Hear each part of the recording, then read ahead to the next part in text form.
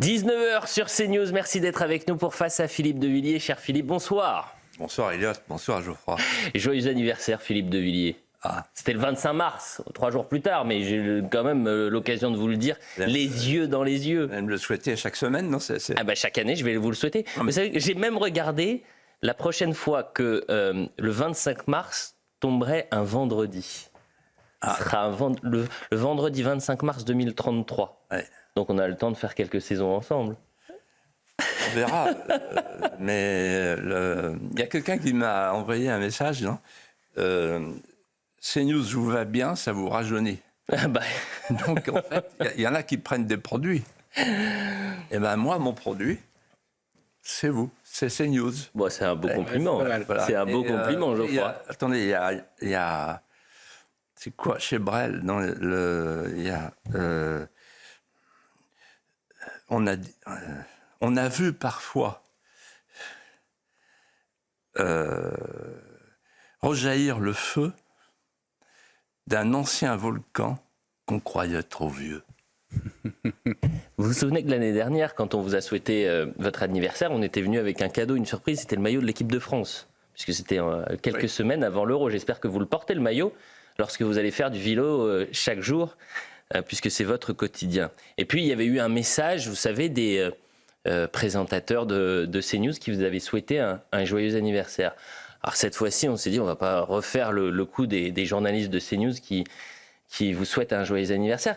On est allé voir quelques informateurs bien informés, Philippe de Villiers. Ça fait longtemps qu'on n'a plus sorti les informateurs bien informés. On est allé sur vos terres pour vous souhaiter un joyeux anniversaire. Philippe, très bon anniversaire. Bon anniversaire, Philippe. Philippe, joyeux anniversaire. Joyeux anniversaire, Philippe.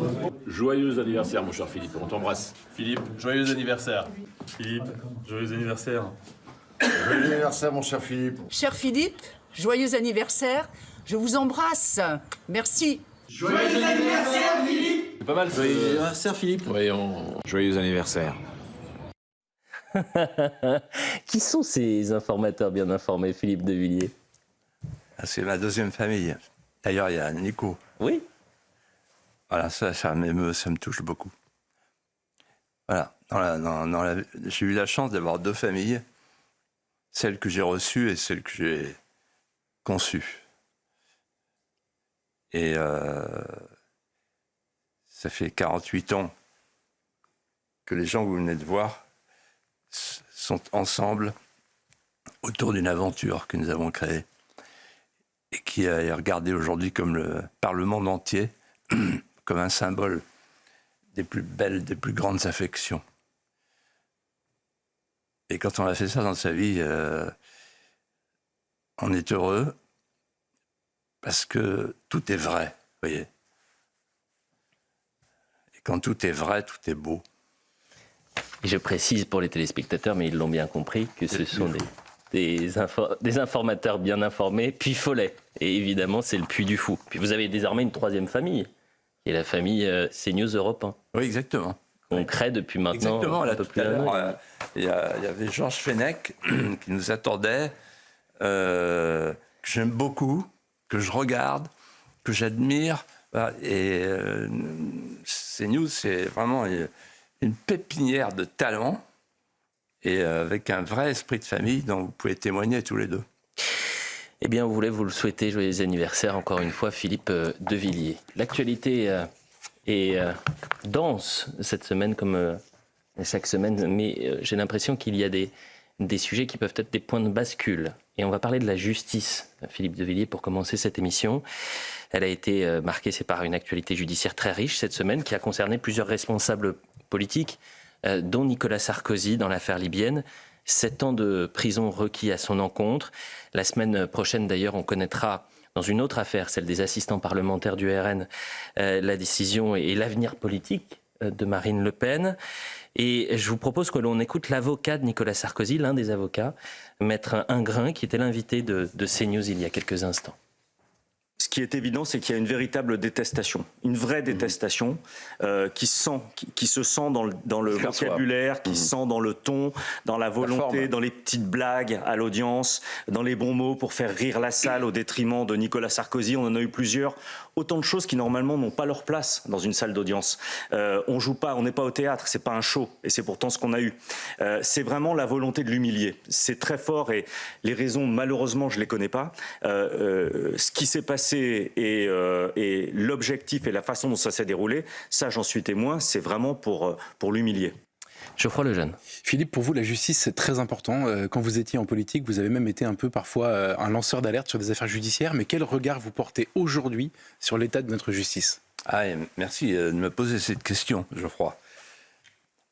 On a eu en quelques jours, là, et on va avoir lundi, des décisions judiciaires qui ont une portée symbolique inouïe et qui sont de l'ordre du tremblement de terre par rapport à l'idée même de souveraineté du peuple, puisque les juges jugent au nom du peuple.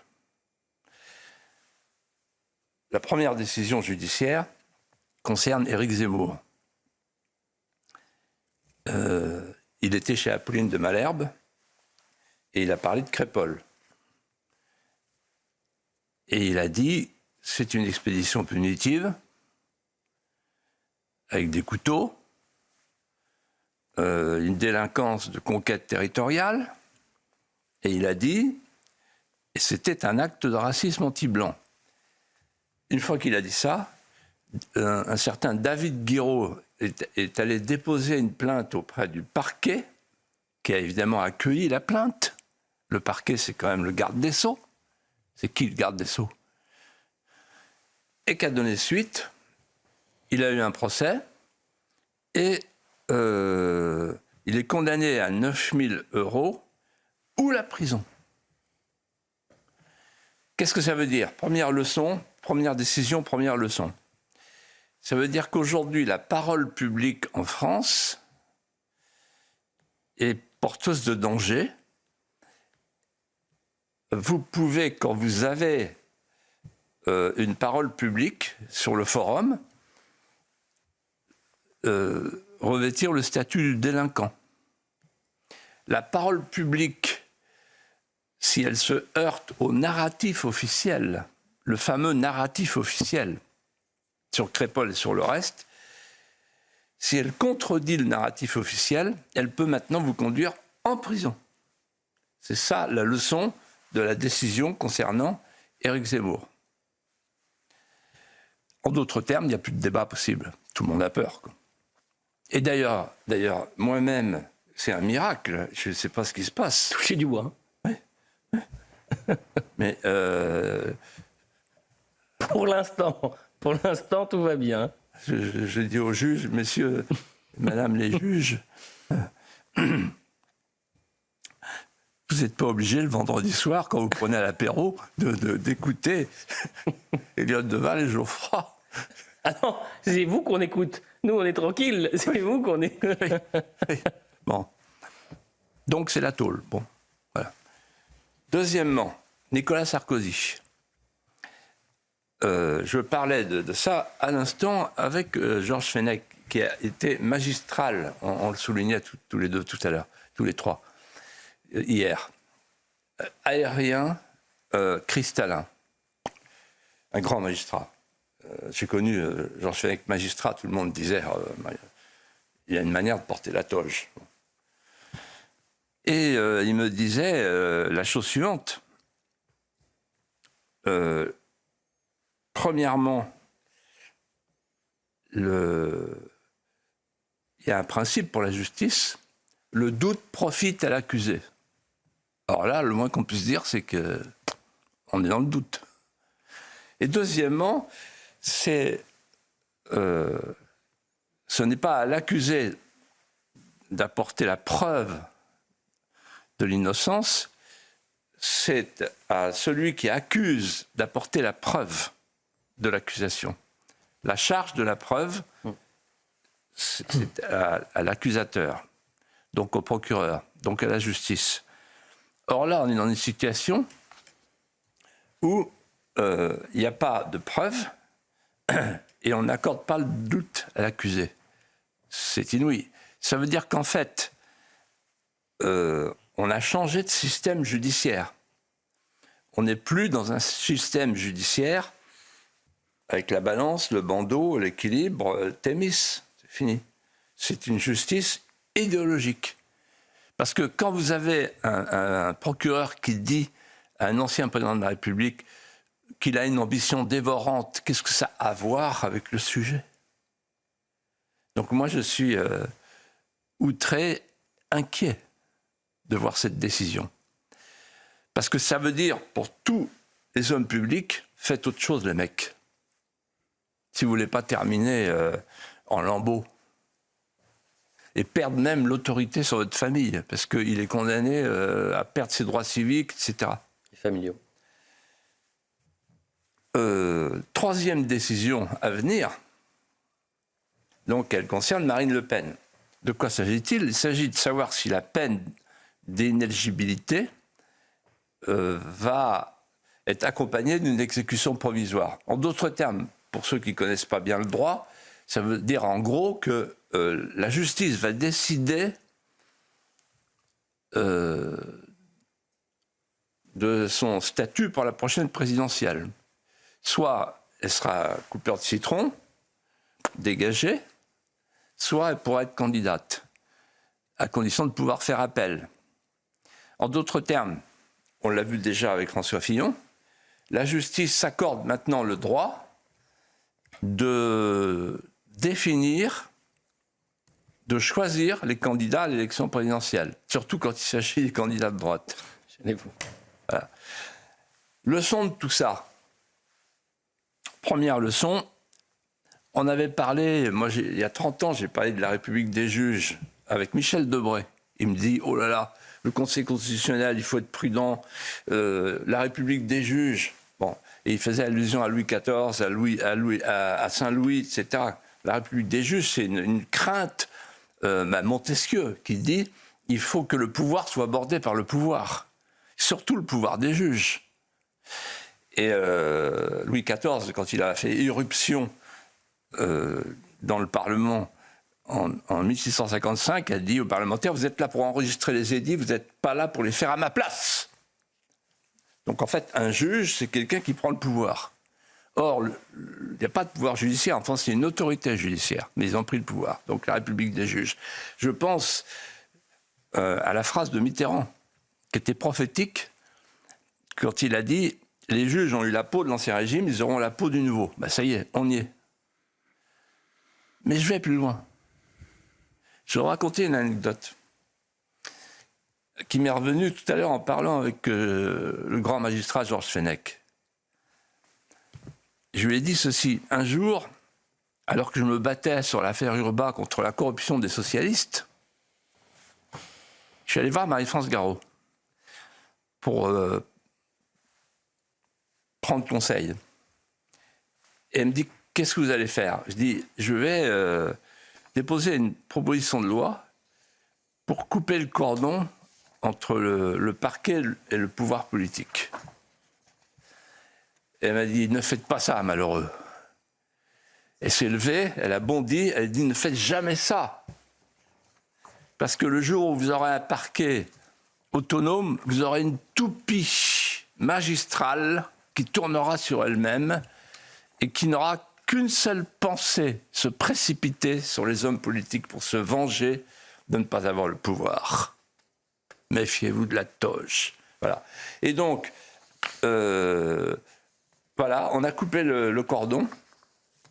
Parce que quand il y avait le cordon, le parquet, il y avait une politique pénale. Et la politique pénale, elle dépend du pouvoir politique. C'est-à-dire qu'il y a le pouvoir exécutif, le pouvoir législatif et l'autorité judiciaire.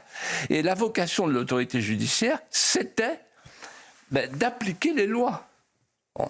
Alors, qui sont les gens qui ont fait cette loi sur l'exécution provisoire? Qui sont ces imbéciles, ces incultes, députés de la nation qui ont fait le beau en expliquant qu'il fallait donner plus de pouvoir à la magistrature?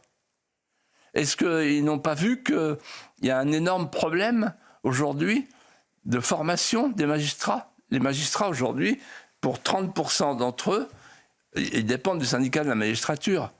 Et donc, en fait, ils sont dans l'inversion victimaire. C'est la victime qui est coupable, parce que la victime, c'est la société, Et c'est le délinquant qui doit être protégé. Voilà. D'où pas de prison, etc. Enfin, on est dans tout ça. Vous voyez, et donc là, aujourd'hui, je me dis, mais qui demain va faire de la politique? Parce qu'ils trouveront toujours sur n'importe qui de quoi ternir l'image de quiconque. Vous voyez, c'est une machine. Il faut toujours se méfier des juristes. Royer-Collard disait, les révolutions commencent toujours avec les juristes, ça se termine toujours sans eux. Les juristes, regardez, la révolution, c'était des juristes.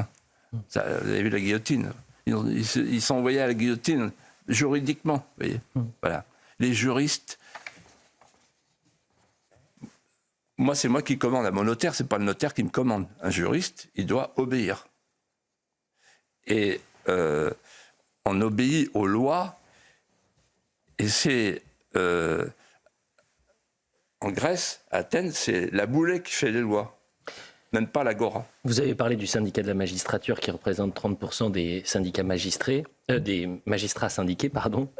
Vous étiez sur le fameux mur des pardonnez-moi de l'expression, mais c'est comme ça que c'était appelé par le syndicat de la magistrature, le mur des cons. Oui. Et vous aviez eu finalement un échange avec ces syndicats qui... Non, jamais d'échange, Dieu merci. Et tant mieux pour moi, parce que ça a évité la diffamation. Autre sujet à présent, et vous souhaitez parler de la famille, Philippe de Villiers, à travers un ouvrage qui vous a passionné, celui d'une consoeur, d'une journaliste qui vient régulièrement chez nous, d'une collègue, Gabrielle Cluzel, qui a publié aux éditions Fayard « Yes Kids », en bon français, la colère d'une mère face au nouveau diktat de la famille. Ce livre vous a passionné. Je rappelle qu'en 2024, la natalité a atteint un niveau historiquement bas et que les lieux interdits aux enfants se multiplient. Alors pourquoi est-ce que c'est un sujet existentiel que de remettre la famille au cœur de notre société, Philippe de Villiers? Alors d'abord, je voudrais saluer ce livre et son auteur, Gabrielle Cluzel, parce que c'est une personne brillante, subtile, drôle en plus, et qui là a commis un livre de grande qualité et qui met les pieds dans le plat sur le thème la maternophobie. Elle a inventé ce mot-là, il est bien vu, il est bienvenu, on comprend ce que ça veut dire. C'est-à-dire surtout pas d'enfants. C'est-à-dire qu'on s'adresse aux mères, c'est une certaine Corinne Mayer qui a écrit « No kids », pas d'enfants. Et donc elle explique dans ce livre comment et pourquoi il ne faut pas avoir d'enfants. Et Gabrielle Cluzel, lorsque j'ai parlé avec elle de ce livre, elle m'a dit, vous verrez, en fait, j'ai voulu reprendre la phrase de Peggy et l'adapter aux mères. C'est-à-dire, Peggy disait, les pères de famille sont les héros, les aventuriers même, des temps modernes. Et elle dit, les mères de famille sont les héroïnes des temps postmodernes. Pourquoi? Parce qu'en face, il y a des gens comme Corinne Mayer avec son No Kid qui explique il ne faut pas que la mère fasse des enfants, pour plusieurs raisons. Alors, il y a 3 modèles dans le monde, en fait, quand on regarde bien, si on prend de la hauteur. Il y a le modèle hongrois, politique nataliste, qui a des résultats. Ça veut dire qu'en fait, ils considèrent que la famille est la cellule de base de la société. Oh, mon Dieu, Orban. Oh là là, Orban. Vous avez vu comment, quand il est à Bruxelles, ils le mettent sur un strapontin. Maintenant, il n'est même plus assis à côté des autres. Ensuite, il y a le modèle allemand. Le modèle allemand, c'est simple. Wir schaffen das, vous vous souvenez, la phrase de Merkel. Nous pouvons le faire. Allez, venez les Syriens, venez les migrants.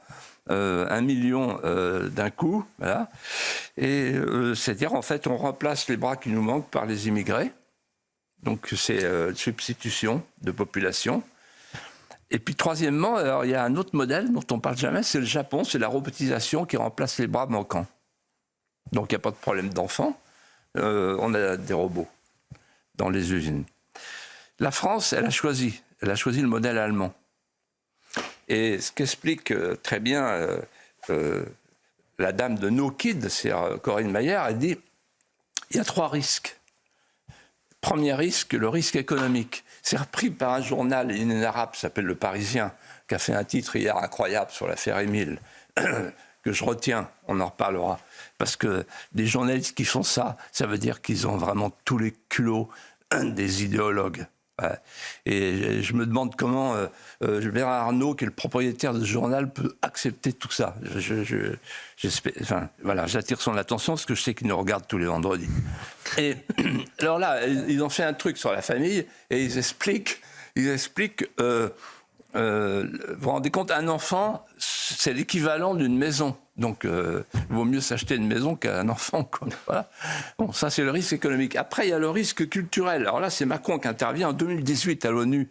C'est pas moi qui ai trouvé ça, c'est elle, Gabrielle Cluzel, qui a retrouvé cette phrase extraordinaire où il dit « Présentez-moi une seule femme éduquée et qui a 7 enfants. » Ben, je peux lui en présenter une, c'est ma femme. Emmanuel, si vous voulez, vous la connaissez d'ailleurs. Bon, qu'est-ce que ça veut dire? Ça veut dire, en fait, c'est le risque culturel. C'est-à-dire qu'une femme qui a des enfants, ça veut dire que c'est quand même une nunuche, quoi, culturellement. Voilà. Et troisième risque, le risque écologique, parce qu'un enfant, c'est du CO2. Voilà. Donc, on est dans une situation qui est la suivante. C'est pire qu'un hiver démographique, c'est une ère glaciaire démographique. On est passé du baby-boom au baby-crash.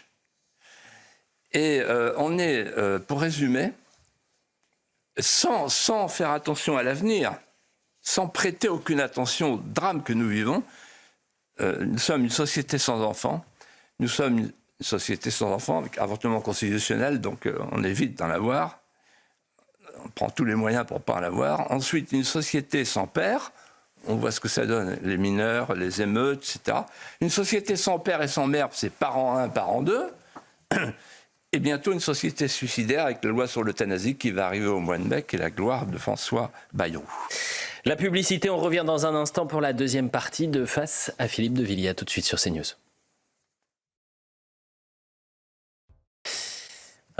Quasiment 19h30 sur CNews pour la suite de Face à Philippe de Villiers, toujours avec Philippe bien sûr et Geoffroy Lejeune. Philippe, je voudrais vous faire écouter un cri de colère d'un sportif français né en Iran avant la révolution islamique de 1979.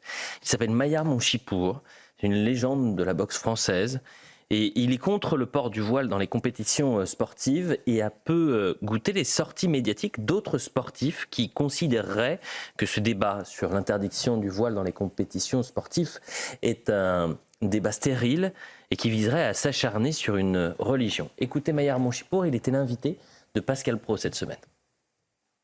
Le voile islamique en Europe, c'est l'étendard des frères musulmans, évidemment, parce qu'ils veulent commencer par le cocktail, mais ils veulent aller jusqu'au dessert. Et le dessert, c'est quoi?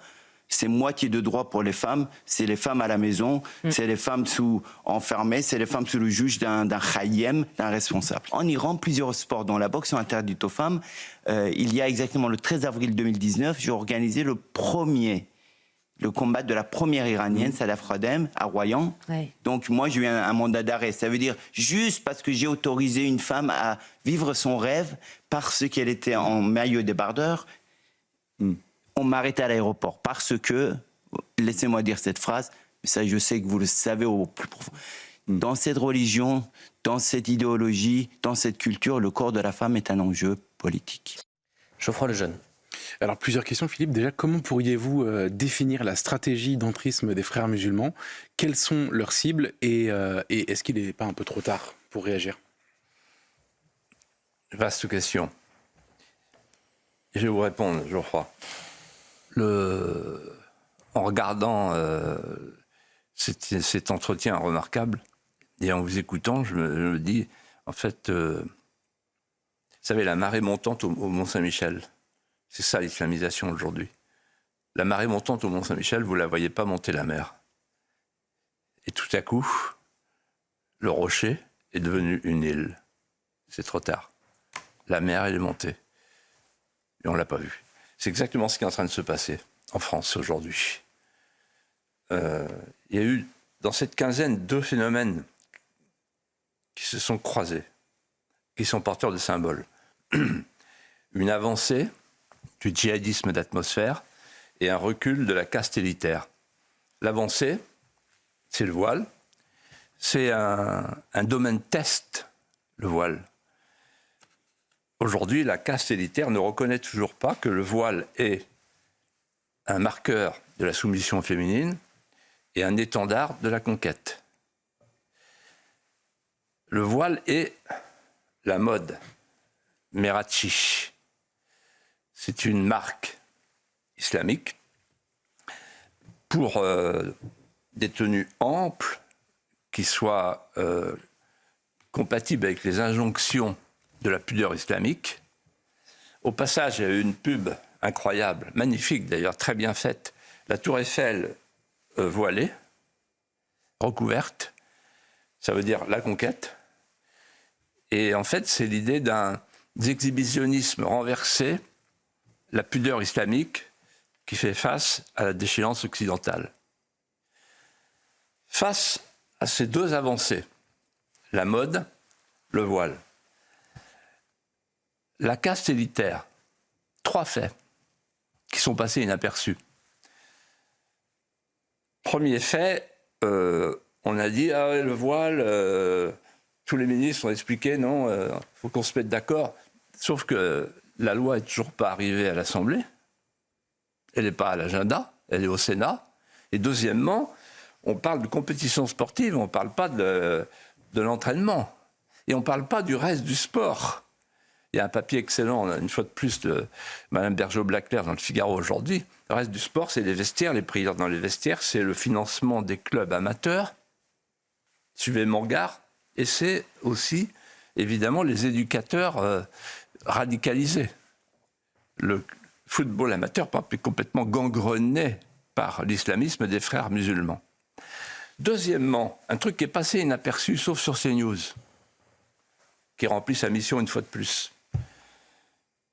Le tribunal administratif de Lyon a interdit cette semaine la messe de la Sainte-Geneviève pour la gendarmerie à Privas, en Ardèche.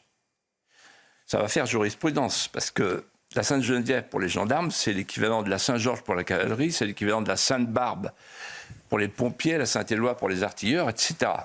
Donc, au nom du principe de laïcité, la laïcité, c'est un fusil à tirer dans les coins, et surtout dans les coins catholiques. Et pendant que les gendarmes sont privés de messe, on a le Premier ministre et le ministre des Affaires étrangères qui, eux, au nom de la laïcité, sont allés faire la rupture de jeûne. L'un, le Premier ministre, à Pau avec les Mahorais, et le ministre des Affaires étrangères avec le recteur de la Grande Mosquée de Paris. Or, la rupture du jeûne, c'est par définition, vous pouvez demander à des amis musulmans, c'est une cérémonie religieuse. Donc vous voyez que la laïcité, c'est spécial. Et d'ailleurs, je vais vous dire sur la laïcité, quelque chose qui me tient à cœur depuis longtemps. En fait, alors vous faites entrer, les amis, une religion en France, depuis 40 ans, depuis 50 ans, depuis 60 ans, depuis Giscard, le recoupement familial. Bon. Vous faites entrer une religion avec des millions de croyants. Et puis, à un moment donné, vous leur dites « Oh là là, attention, laïcité, on va vous amputer votre religion de choses qui ne nous plaisent pas par rapport à la laïcité. » C'est-à-dire qu'on ressort la loi de 1905 qui a servi à éradiquer le christianisme, ça a pas mal marché, il n'en reste pas grand-chose. Et maintenant, on ressort cette laïcité pour faire la même chose avec l'islam. On dit non, on ne veut pas de muezzin, on ne veut pas de minaret, on ne veut pas de halal, on ne veut pas l'abattement rituel, on ne veut pas que les femmes soient voilées. Mais ça, c'est pas possible, ça. Et pourquoi c'est pas possible? Pour une chose que je voudrais dire, peut-être pour la première fois dans cette émission, mais il faut que quelqu'un le dise. En fait, les deux civilisations arabo-musulmanes et christiano-occidentales sont difficilement miscibles. Pourquoi? Parce qu'il y a un antagonisme fondamental qui vient du fait que l'islam est établi sur trois principes. Le premier principe, c'est le djihad. Qu'est-ce que c'est le djihad? Ce n'est pas forcément la conquête guerrière. Le djihad, c'est la conquête des âmes. Le djihad, c'est la guerre sainte. Le djihad, c'est dire à un croyant, dans l'environnement où tu es, dans la résidence où tu es, sur le territoire où tu es, tu dois en faire un territoire d'islam. Bon, voilà, il faut le savoir. C'est comme ça depuis le début. Deuxièmement, donc la France a vocation à devenir une terre d'islam. Hein, c'est clair et net. Deuxièmement, la charia. C'est encore plus simple, la charia, c'est l'ensemble des règles juridiques qui régissent l'ordre islamique. La charia, c'est un droit incréé, un droit révélé, donc immuable, on ne peut pas y toucher. Et ensuite, c'est un droit qui est supérieur à toute idée de distinction du temporel et du spirituel. On n'a jamais vu que la République vienne donner des ordres à Allah. C'est la loi d'Allah. La loi d'Allah est supérieure à la loi de la République. La loi islamique est supérieure à la loi républicaine. Donc, il faut savoir ce qu'on veut. Troisièmement, l'Oumma. L'Oumma, c'est quoi? L'Oumma, c'est la phrase d'un jour de Hassan II. Il me dit les Marocains en France, l'islam est leur patrie. Commandeur des croyants. L'islam est leur patrie. Qu'est-ce que ça veut dire? Ça veut dire que l'Oumma, c'est la communauté universelle des croyants. C'est l'allégeance des allégeances. Il n'y a pas d'allégeance supérieure à l'Oumma. Il n'y a pas de nationalité supérieure à l'Oumma. La vraie nationalité pour un croyant, c'est d'être croyant, c'est-à-dire d'être soumis à l'islam. Et je faisais allusion au roi du Maroc. Il m'a dit, d'ailleurs il l'a redit sur une chaîne de télévision un an après, il m'avait dit en 1992, ça m'avait marqué, ne cherchez pas à détourner les Marocains, les miens, il disait, les miens, de leur nationalité, vous n'en ferez jamais des Français à 100%. Ça m'avait beaucoup marqué. En fait, la laïcité, les gens, les hommes politiques, le ministre de l'Intérieur récemment, je le connais bien, je ne sais pas où il est allé chercher ça, mais maintenant il est dans la nouvelle logomachie pour plaire. La laïcité, la République, les valeurs de la République, ils n'ont que ça à la bouche. Mais c'est quoi? Qu'est-ce que ça pèse face à l'islam? Mais rien du tout. Et donc, il faudra avoir le culot de dire ce que je vais vous dire maintenant. La laïcité, qui est une religion du vide, un athéisme d'État, ça ne peut pas être la réponse à l'islam, à l'islamisation. Parce que c'est un laïcisme qui se détourne de notre patrimoine, de notre mémoire vivante, de notre art de vivre. C'est simplement un code. C'est pas avec un code qu'on répond au feu sacré. Non, la seule laïcité, c'est la laïcité amoureuse de la France, de toute la France. On ne répond pas avec un régime, on répond avec une nation. Et au fond de l'amour de cette nation, il y a quelque chose qu'on veut transmettre. C'est-à-dire que, ou bien on arrive à titre individuel à transmettre le feu français, ou bien on continuera à faire grandir des plantes d'hébétude qui promènent leurs étourdissements dans l'air du temps. Et à ce moment-là, on est mort. Autre sujet à présent, Philippe de Villiers. Vous savez qu'il y avait une nouvelle réunion au sommet à l'Élysée avec 31 délégations autour de la question ukrainienne, la guerre en Ukraine, et qu'à la table de ces négociations était présente la Turquie. La Turquie de Recep Tayyip Erdogan. Alors que la Turquie vit actuellement un soulèvement d'une partie de sa population, soulèvement inédit, jamais vu depuis 12 ans. Mouvement déclenché par l'arrestation du maire d'Istanbul, qui est le principal rival de Recep Tayyip Erdogan. S'en suivaient des chaînes de télévision qui ont été interrompues, des journalistes qui ont été interpellés, emprisonnés, répression des manifestations, surprenante conception de l'état de droit en Turquie. Turquie qui est donc, je le rappelle, à la table de ces négociations. Et d'ailleurs, ça a été l'objet d'une question lors de la conférence de presse jeudi du président de la République. Un journaliste a dit, mais est-ce qu'aujourd'hui, il faut considérer la Turquie comme un allié fiable, en quelque sorte? Je résume cette question. Réponse d'Emmanuel Macron. Je veux ici d'abord dire que nous respectons la Turquie, qui est un grand pays qui a vocation à jouer un rôle important pour la sécurité et la stabilité de notre continent, en restant fidèle à sa propre histoire. Et c'est la raison pour laquelle nous avons toujours été soucieux de garder le dialogue avec Ankara, y compris pour expliquer nos différends. C'est la raison pour laquelle et c'est souvent moi qui ai pris l'initiative. J'ai été régulièrement en contact avec le président Erdogan ces derniers mois, y compris lorsque je me suis rendu d'ailleurs à Washington le 24 février dernier pour rencontrer le président Trump et parler d'Ukraine. J'avais eu sur le chemin le président Erdogan. Et sur l'Ukraine, vous avez raison de dire que la Turquie a un rôle à jouer. C'était l'objet de la présence du vice-président. Parce que la Turquie a une responsabilité singulière en mer Noire. Et pour autant qu'elle le souhaite, elle peut être un acteur qui contribuera à cette paix durable. La Turquie, il ne faut pas l'oublier, a joué un rôle important pour aider à libérer les céréales et avoir des réponses très concrètes. Et son rôle en mer Noire, reconnu par les traités et qui est une réalité, lui donne, si elle le souhaite, une responsabilité particulière pour donner des assurances de sécurité à l'Ukraine dans cet espace. Cela étant dit, et puisque j'ai parlé de l'histoire, je veux souligner que son histoire est aussi celle de son engagement européen et démocratique, au sein en particulier du Conseil de l'Europe, auquel elle a adhéré l'année de sa fondation en 1949 et avec la fin du parti unique au début des années 50. Chacun connaît les vicissitudes de ces 75 années, mais le caractère systématique des poursuites contre les figures de l'opposition, de la société civile, les atteintes à la liberté de s'informer et de rassembler, l'arrestation et la mise en détention du maire d'Istanbul constituent de manière très claire des atteintes et des agressions qu'on ne peut que regretter au nom précisément de cette histoire et au nom précisément d'une certaine idée de la Turquie et de son rapport à l'Europe. Geoffroy Lejeune. Philippe, vous avez fait de l'opposition à l'entrée de la Turquie dans l'Union européenne un de vos combats politiques, en 2005, notamment au moment du référendum sur le traité constitutionnel. Et pourtant, 20 ans après, on en est encore à parler de ça. À votre avis, comment ça va se passer et pourquoi est-ce que vous êtes opposé à cette adhésion? Oui, alors, d'abord, la Turquie est toujours, j'ai vérifié cette semaine, est toujours un pays candidat à l'entrée dans l'Union européenne, aux côtés de la Serbie, de la Macédoine, je crois, de l'Ukraine, évidemment. Bien sûr.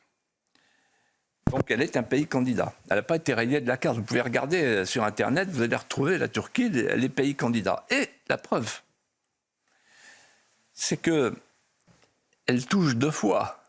Elle touche les crédits de préadhésion, 11 milliards d'euros entre 2001 et 2023. 11 milliards d'euros. Les crédits de préadhésion, c'est pour préparer les pays candidats, les crédits de préadhésion. Oui, on leur met l'échelle de Jacob. On leur paye les barreaux pour qu'ils puissent se hisser jusqu'à l'Union européenne, pour embrasser l'impératrice, von der Leyen. Et alors, ensuite, il y a deuxièmement d'autres crédits. Ils sont les crédits de compensation pour la gestion de l'immigration, ça s'appelle comme ça, à Bruxelles. C'est 10 milliards. Donc, en fait, on paye. Déjà, on paye. Bon. Alors maintenant, je réponds à votre question directement. Qui était derrière l'entrée de la Turquie en 2005? Qui? Premièrement, il y avait la Commission de Bruxelles qui a dit en octobre 2004, je cite, « La dynamique démographique de la Turquie permettra de compenser le vieillissement des populations européennes. » Donc, en fait, il n'y a plus d'Européens, on va faire venir des Turcs. Oui. Là, on est tranquille avec les Turcs. Ça fera des bons Européens. Ouais, on a déjà connu ça, vous allez voir après ce que je vais dire. Ensuite, cette semaine, il y a eu un porte-parole de la Commission qui a dit « Oh là là, c'est très important de garder l'ancrage de la Turquie en Europe. » Donc, la Turquie, pour la Commission, elle est toujours aux portes de l'Europe. Elle a raison de frapper à la porte, elle va bientôt rentrer pour la Commission. Ensuite, qui a voulu faire entrer la Turquie dans l'Europe? Le cercle de la raison. Il y a une phrase de Jacques Attali qui a été reprise en boucle. C'est « Il ne faut pas que l'Europe demeure un club chrétien. » Donc si la Turquie rentre, elle ne sera plus un club chrétien, parce que ça lui donne une mauvaise réputation. Les gens qui croient que j'exagère, je les renvoie là encore sur Internet, ils vont tout retrouver. Mais plus fort que ça. Le cercle de la raison dit « C'est important parce que on a des problèmes d'islamisme, nous, mais la Turquie apportera l'islam modéré. à l'époque, Erdogan, en 2005, il était considéré comme un islamisme modéré. On appelait ça un islamisme modéré. Un islamisme modéré, c'est un piranha végétarien ou un anthropophage modéré, quoi. Bon. On a découvert depuis qu'il était quand même membre éminent des Frères musulmans. Alors pourquoi... Alors il y a il n'y a pas que la Commission et le Cercle de la Raison, j'oublie. Il y a les Américains qui voulaient, je cite, faire coïncider le périmètre de l'Europe avec le périmètre de l'OTAN. Voilà. Alors pourquoi moi j'étais opposé ?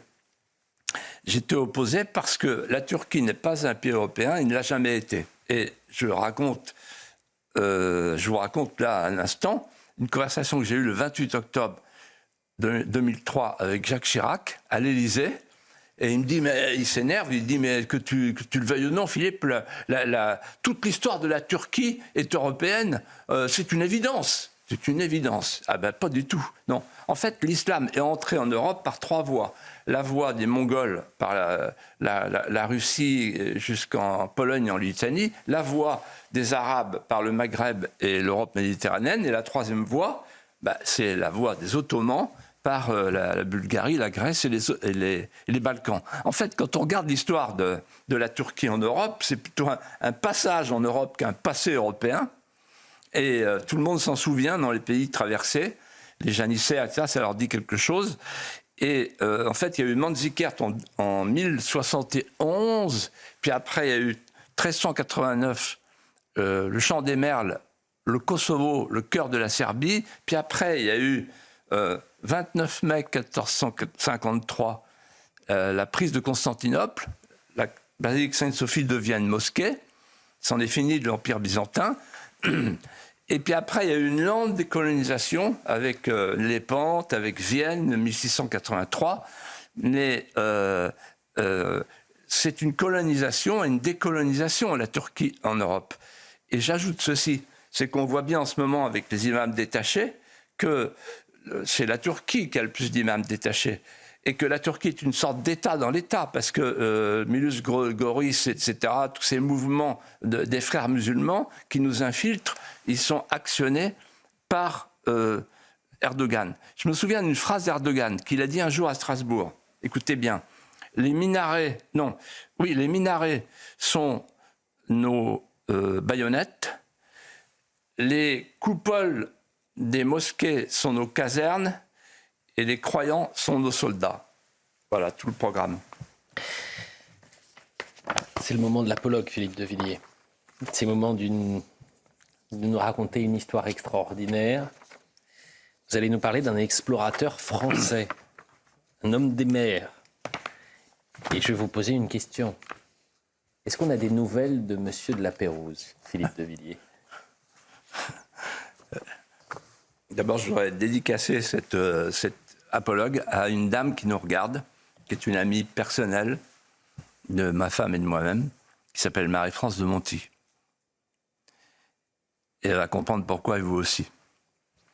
Quand je dis que c'est une histoire extraordinaire, c'est une histoire personnelle en plus. Ah. Ouais, la grande histoire se mêle avec la petite histoire. Pour la semaine de l'anniversaire, c'est pas mal. C'est un beau cadeau. Alors écoutez bien. D'abord, il faut imaginer la scène, le brouhaha, les vociférations, la foule qui crie « à mort, à mort !» Et puis, en aparté de la grande histoire, un dialogue murmuré, le roi déchu, devant la lame de la guillotine, qui s'adresse à l'exécuteur et qui lui dit à voix basse « Monsieur le bourreau, a-t-on des nouvelles de Monsieur de la Pérouse ?» Le bourreau est surpris, il hésite un instant, il est pressé d'en finir, et répond non, à ma connaissance, non, sire, aucune. Et puis il se reprend parce qu'il se sent surveillé. Non, aucune, citoyen Capet. Qui est donc ce Monsieur de la Pérouse, si important pour que le navigateur immobile en parle lors de ses derniers instants. C'est une célébrité de l'époque. C'est un capitaine de vaisseau, connu dans toute la marine, connu dans toute la France pour ses exploits, les guerres d'Amérique, etc. Et qui est choisi pour une expédition audacieuse, une expédition scientifique, une expédition maritime, une expédition exploratoire autour du monde qui part de la rade de Brest le 1er août 1785. On a l'astrolabe, la boussole, qui quitte la rade de Brest. Le commandant en second, choisi par l'amiral de la Pérouse, appartient à une vieille famille d'extraction chevaleresque, les Monti de Rezé. Il s'appelle Augustin. Et conformément à la tradition de la marine royale, il emporte avec lui à bord sa vaisselle armoriée. Pourquoi ? Parce que la coutume, à bord, même quand on est au bout du monde, au moment du dîner des officiers, on dispose la vaisselle armoriée d'un des officiers présents. La vaisselle avec les armoiries de cet officier. Pourquoi ? Parce qu'en fait, on dit que c'est le dernier lien avec la famille, le dernier lien avec la terre, c'est l'encre de tendresse qui, en cas de naufrage, se transformera en encre de miséricorde. Alors, la flotte s'ébranle, les 2 frégates dépassent le Cap Horn, puis font halte à l'île de Pâques, et puis, un peu plus tard, elles atteignent l'Alaska, le 26 juin 1786. Pourquoi je dis le 26 juin ? Parce que, comment on le sait ? Parce qu'il y a les rapports, parce que M. de la Pérouse rend compte, après chaque halte, il rend compte de tout, y compris des tempêtes. Et donc, il rend compte, par exemple, devant l'Alaska, qui se trouve devant une barre de houle avec une baie magnifique qui fait moins 40 degrés. Et là, il décide, pour rendre hommage à son second, c'est rare, d'appeler la baie de Monti. C'est encore son nom. Et puis un jour, Madame de la Pérouse, à Albi, elle attend dans son château, il n'y a plus de nouvelles. La famille Monti attend au fief Milon, il n'y a plus de nouvelles. Il n'y a plus de nouvelles. Pendant 2 siècles, il n'y a plus de nouvelles, en fait. On mettra 2 siècles à retrouver les 2 épaves au fond de la faille de Vanikoro, au large de l'Australie. Une association qui s'appelle l'Association Salomon, dirigée par M. Conan, Alain Conan. Un jour, je me rends chez mes amis, au fief Milon. Aymar de Monti, Marie-France de Monti, amis intimes. Et je leur dis alors, on se met à parler de, parce qu'on passe devant la carte qui appartenait à Augustin de Monti. Et il m'emmène dans la salle à manger. Là, il y a le vaisselier avec les armoiries, très ancien. Et je vois qu'il y a à la table un seul couvert. Et je lui dis, mais pourquoi il y a un seul couvert ? Il dit, parce qu'on attend, c'est le couvert d'Augustin. Il y a une tradition dans la marine, c'est quand un marin n'est pas revenu, on l'attend. Et donc on met son couvert tous les matins. C'est magnifique. Je me penche sur l'assiette, il y a une fourchette à côté qui est vraiment en mauvais état, oxydée. Et la table, elle est couturée, l'assiette, elle est couturée de partout, mais on reconnaît quand même les armoiries, on voit qu'elle a souffert. Je dis, c'est l'assiette. Oui, elle a été remontée, elle nous a été apportée. Elle a été remontée de la faille de Vanikoro en 1992. Et à côté de l'assiette et à côté de la carte, qu'est-ce que j'ai découvert? Un bout de testament que je vous lis de mémoire et qui m'a profondément touché. Lorsque vous découvrirez des objets qui m'ont appartenu, ne les considérez pas comme des vestiges, mais comme les témoignages de ces marins du bout du monde qui ont donné leur vie pour la gloire de la France. Le rêve d'un chevalier de la Royale, c'est que la mer lui fasse cortège au moment du grand départ, que la mer dresse une haie d'honneur et d'écume, une voûte de lames argentées, qui fasse cortège aux objets armoriés que nous laissons pour nous garder toujours de déchoir. Ceci est mon testament. Augustin de Monty. Vous avez parlé dans cet apologue, Philippe de Villiers, de la vaisselle. Où est-ce qu'on peut la retrouver, cette vaisselle? Est-ce qu'on l'a retrouvée d'ailleurs? Il y a une assiette, il y a la fourchette qui est au musée d'Albi. Et l'assiette? Et l'assiette, à votre avis? Peut-être dans un... Non pas dans un puits. Oui. Sur un puits. Sur un puits. Un puits, ça veut dire sommet. Oui, bah oui, merci. Voilà. Au puits du Fou. Oui, absolument. Oui. L'assiette, on peut la retrouver au puits du Fou. Mais je vais vous raconter une histoire qui est touchante. Quand mon ami Aymar est parti, quelques instants avant sa mort, je suis allé le voir. Et dans un dernier souffle, les larmes aux yeux, il m'a dit, tiens, il m'a donné un rouleau. Il m'a dit, ouvre le rouleau. C'est la carte d'Augustin de Monty. Elle est aussi au Puy du Fou. Et c'est la carte qu'on a pu voir au moment de votre apologue. Voilà. Cette carte qu'on voit à l'instant. Et je dis à tous les jeunes qui nous écoutent, parce qu'ils sont de plus en plus nombreux, voilà, il faut que vous aimiez la France. Vous voyez, la France, c'est une romance qui embrase le roman de nos vies.